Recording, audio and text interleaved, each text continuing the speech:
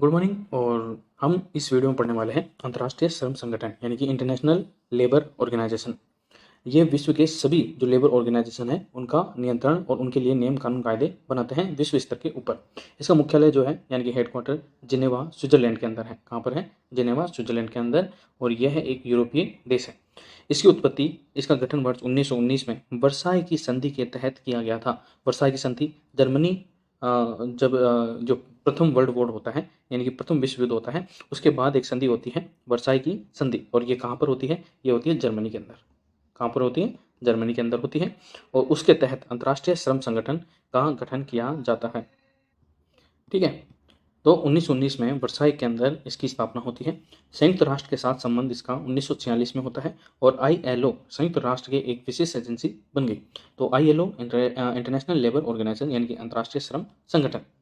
Global veg report, ये कौन कौन सी रिपोर्टें जारी करता है? ILO यानी कि अंतर्राष्ट्रीय श्रम संगठन कौन कौन सी रिपोर्ट जारी करता है, इसके ऊपर भी क्वेश्चन आते हैं, इसलिए ये इंपॉर्टेंट है, आपको ध्यान रखनी है।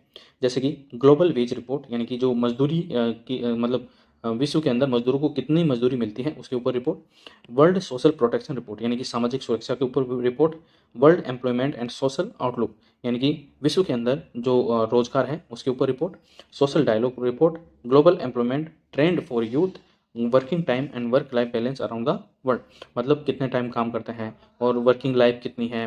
ठीक है, वो सभी विश्व के अंदर जितना भी है वो सभी उसके अंदर ये किया जाता है। अब देख लेते हैं कि जो कन्वेंशन है किसके? इंडिया के, सॉरी ILO के इंटरनेशनल लेबर ऑर्गेनाइजेशन के जो 8 मौलिक कन्वेंशन हैं, जैसे कि भारत के संविधान के मौलिक अधिकार है वैसे ही अंतर्राष्ट्रीय श्रम संगठन के 8 मौलिक कन्वेंशन हैं, ये भी आपको पता होना चाहिए। और भारत की स्थिति उन मौलिक कन्वेंशनों में क्या क्या है वो भी हम देखने वाले हैं। तो सबसे पहले देख लेते हैं कन्वेंशन का नाम और भारत की स्थिति। संघ बनाने और संगठित होने की स्वतंत्रता के अधिकार के संरक्षण पर कन्वेंशन 1948। तो इसके अंदर भारत की जो स्थिति है वो अच्छी नहीं है। और संघ बनाने और संगठित होने की स्वतंत्रता हमें मूल अधिकार के किस अनुच्छेद के अंदर मिलती है? तो अनुच्छेद 19 के अंदर मिलती है। संगठित होने और सामूहिक सौदेबाजी के अधिकार पर कन्वेंशन 1949, इसमें भी भारत की स्थिति अच्छी नहीं है। बलात् श्रम पर कन्वेंशन 1930, तो इसमें भारत की स्थिति अच्छी है। और इसके ये क्वेश्चन पूछा गया था 2018 के UPSC के अंदर। नेक्स्ट है बलात् श्रम जे उन्मूलन पर कन्वेंशन 1957। न्यूनतम आयु संबंधी कन्वेंशन 1973, भारत की स्थिति बढ़िया है। बाल श्रम के सबसे निकृष्टतम रूप पर कन्वेंशन 1999, इसके ऊपर भी क्वेश्चन पूछा गया था UPSC के द्वारा और इसमें भी भारत की स्थिति सही है। ठीक है। समान पारिश्रमिक संबंधी कन्वेंशन 1951, इसमें भी भारत की स्थिति सही है। भेदभाव रोजगार और व्यवसाय कन्वेंशन 1958, इसमें भी भारत की स्थिति सही है।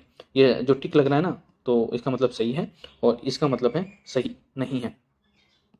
इसके अलावा गवर्नेंस यानी कि सुशासन के ऊपर, ठीक है, प्राथमिकता आधारित ILO के 4 कन्वेंशन कौन कौन से हैं?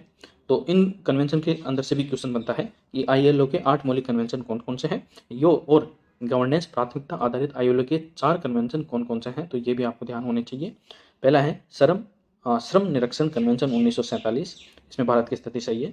रोजगार नीति कन्वेंशन 1964, इसमें भारत की स्थिति सही है। श्रम निरक्षण कृषि कन्वेंशन 1969, इसमें भारत की स्थिति अच्छी नहीं है। आपने देखा होगा कृषि कानून आए थे और सरकार को वो वापस लेने पड़े, जो किसानों ने आंदोलन किया था 1.5 साल तक। ठीक है। त्रिपक्षीय परामर्श अंतर्राष्ट्रीय श्रम मानक कन्वेंशन 1973, इसके अंदर भी भारत की स्थिति सही है। तो हमने देख लिया कि जो अंतर्राष्ट्रीय श्रम संगठन है उसके बारे में, उसकी स्थापना कब होती है, ठीक है, और यह संयुक्त राष्ट्र के साथ इसकी जो ये एजेंसी है संयुक्त राष्ट्र की वो कब बनी और कौन कौन सी रिपोर्टें जारी करती है। हेडक्वार्टर इसका कहाँ है? जिनेवा स्विट्जरलैंड में है। और ILO के 8 जो मौलिक कन्वेंशन है वो भी देख लिया हमने। और गवर्नेंस प्राथमिकता आधारित ILO के जो 4 कन्वेंशन है वो भी हमने देख लिए। आई होप आपको ये वीडियो पसंद आया होगा और ये इन्फॉर्मेटिव लगा है तो प्लीज़ वीडियो को लाइक करें, शेयर करें और चैनल को सब्सक्राइब भी जरूर करें। Thank you.